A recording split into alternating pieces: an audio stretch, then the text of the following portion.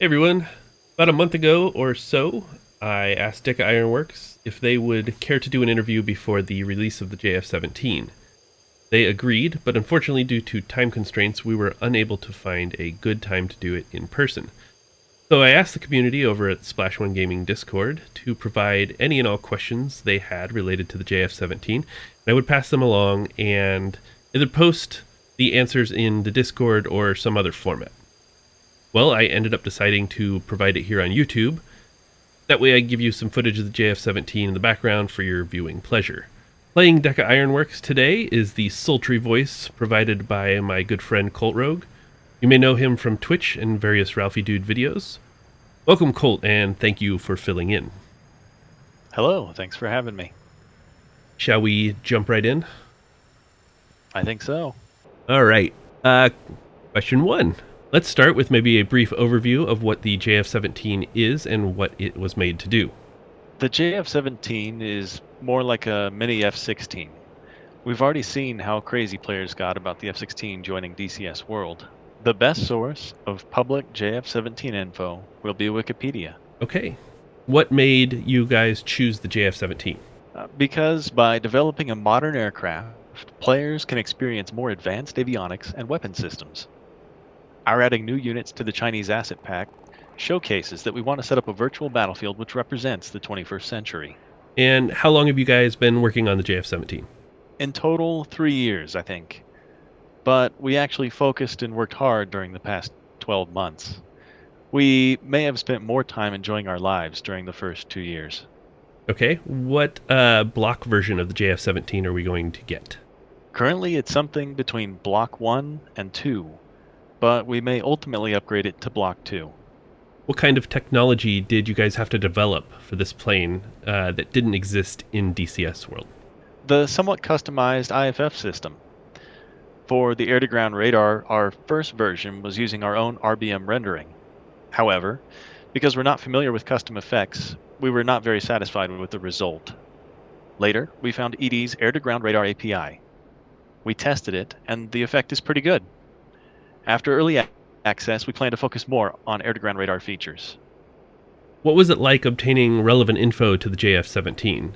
How is the dynamic between official entities like PAC Government, PAC, CAC, and you guys? Did you guys have to rely purely on public available info, or were there official bodies willing to assist you in the development?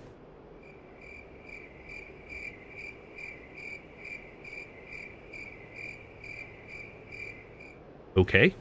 What features are currently implemented and what is still not implemented and being worked on? Basically, we've implemented all the features. What systems or weapons will take development priority following the early access release? I think it'll be bug fix, bug fix, bug fix. Then, air-to-ground radar features. One of our members would then have some time and throw himself on a blind date. What kind of flight times are we realistically looking at for combat missions? It will depend on your loadout, cruise speed, altitude, and afterburner duration.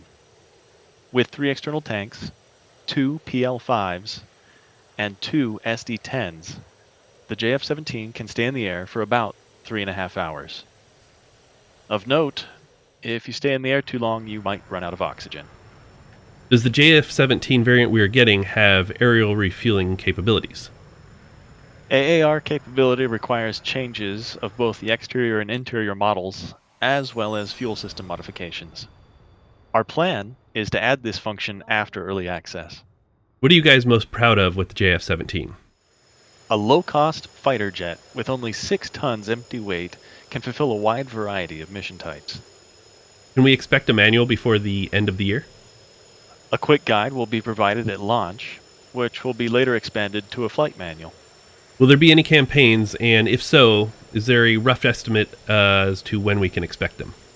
Yes, the module will include a free campaign. Currently, we're making a simple campaign, and we'll try our best to make it available at launch. Since we don't have enough time to create a big one, we'll expand it after early access. How many liveries can we expect on launch? No more than 2, but we will make more later. Will a livery template be released at launch? We will try to make it ready when released, but cannot promise at this time. If not, we will try to release the template by the end of this year. What can we expect as far as turn rate performance? It's a very nimble plane, especially below 250 knots. It benefits from its size and the RD-93's thrust characteristics. At low altitude and airspeed, the JF-17 will be a tough opponent. Also of note, the JF-17 has a comprehensive transonic overload limiting system. In order to turn at the maximum of 8G, you have to slow below 0.85 Mach. Does the JF-17 use a stability control system or fly-by-wire system? In the pitch channel, the JF-17 uses a fly-by-wire system. Roll and yaw channels use a mechanical augmentation system. Are there any flight model quirks that might be interesting to players? Flight departure scenarios, adverse, proverse, yaw, etc.? In general, the flight control system's principle is to help the pilot control the plane and remove any quirks. The JF-17 is a plane that was developed in the 2000s and has a comprehensive flight envelope protection functionality, so it won't bring you guys that kind of on-the-edge feeling like an F-18 or an F-14. The direct mode switch appears to bring the flight control system into direct law. Could you elaborate on what the aircraft is still able to do in that particular mode? The purpose of direct law mode is just to help the pilot exit from a spin. As such, it's not a function that can be turned on any time like the Su-27. Direct law mode can only be activated after angle of attack is over the limit. Can you elaborate on what the backup SAIU system is and what the acronym stands for? It stands for Standard Armament Interface Unit, which is required by the Stores Management System and also the Backup Weapons Delivery. What does SHAR or SHARS stand for? Strap Down Heading Attitude Reference System. What is the primary function of AAP, and what does the acronym stand for? The Avionics Activation Panel. You can treat it like a circuit breaker panel. How does the afterburner work on the JF-17? What is the purpose of the afterburner switch? It is similar to other aircraft, but you have to move the throttle past the military power position and toggle the switch. The light switch has a tow position. What does that do, and is it similar to a taxi light function? When the plane is being towed by a tractor, it will dim the nav lights and put them in steady mode. What is the primary function of the EFCS switch, and how is it linked to the flight control system? What does the acronym stand for? The E stands for emergency. In auto mode, when the digital flight control system's digital channel has multiple malfunctions, the flight control system will switch to standby EFCS. In EFCS mode, yawcast will be turned off. EFCS is only used for RTB in emergency situations. The pneumatic system looks like a critical component of the JF-17 simulation you are providing us. From what I understand of the pneumatic gauge, there is an M main and an E emergency system. Is this correct? Correct. Could you elaborate on some of the outstanding features the Deka team simulates in regard to the environmental control system? We set different overheat and cooldown times for different avionics devices. If overheated, the device will malfunction.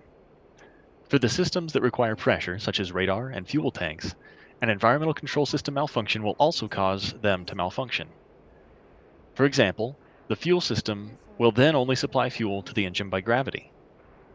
For the pilot, low temperature and low pressure will cause loss of eyesight and loss of control of the aircraft. You will need to descend below 10,000 feet and use ram air mode to cool the avionics and supply air to the cabin. Will the SD-10 use PN or APN guidance laws? The SD-10's flight model and guidance law are still based on the air-to-air missile API provided by Eagle Dynamics.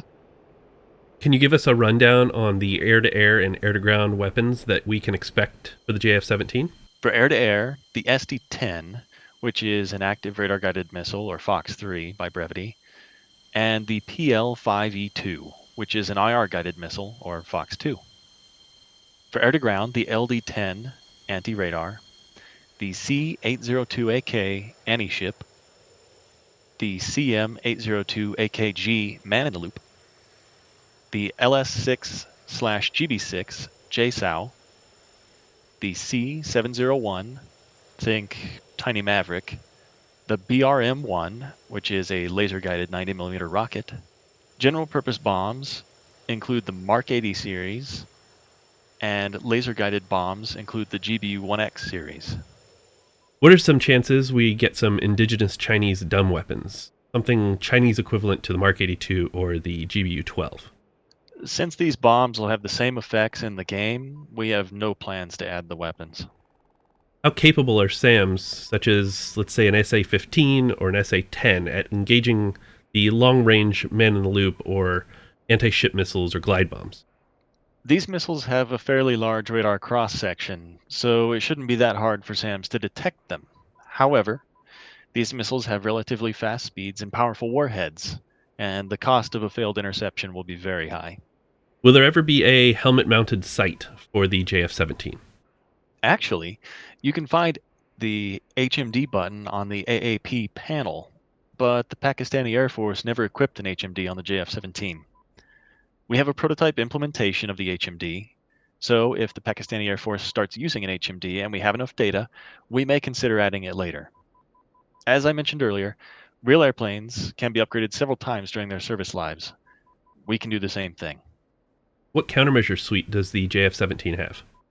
It can contain up to 36 chaff and 32 flares, as well as the KG300 and KG600 jamming pods. Can you give us any information on notching or chaff resistance of the SD10 compared to, let's say, the AIM-120 or the R77 in DCS world? As players probably expected, better than the R77, but worse than the AIM-120. What is the main function of the AG1, AG2 switch? AG1, AG2 is the flight control system's configuration switch. It only takes effect when the air-to-air, air-to-ground switch is set to the air-to-ground position. The main goal for this switch is to limit the plane's G-load and AOA. When carrying air-to-ground weapons, choose AG mode. Also, if the plane is carrying an external tank, choose AG2. Have you given any thought as to what planes you might want to do after the JF-17 is finished? We'll probably consider some older airplanes from China. For my personal taste, I like the Shenyang J-82B, the Peace Pearl program. It equips America's APG-66 radar, INS, fire control computer, displays, and atmospheric system computers.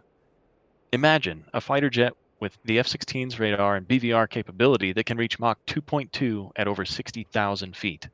With a giant vertical stabilizer and ventral fin and white livery, that plane looks gorgeous at high altitude. Of course, the retired Hongdu Q-5 attack aircraft would also be a good choice. With all of the work you guys have been doing on Chinese forces, is there any chance we could see an East Asian theater in the future? Probably the South China Sea. Less land, less workload, right? And that wraps up all of the questions that the SplashOneGaming community had for the JF-17. I want to thank Colt for being the voice of Deka Ironworks. Thank you, Colt. Salute. And remember to like and subscribe, and we'll catch you guys next time.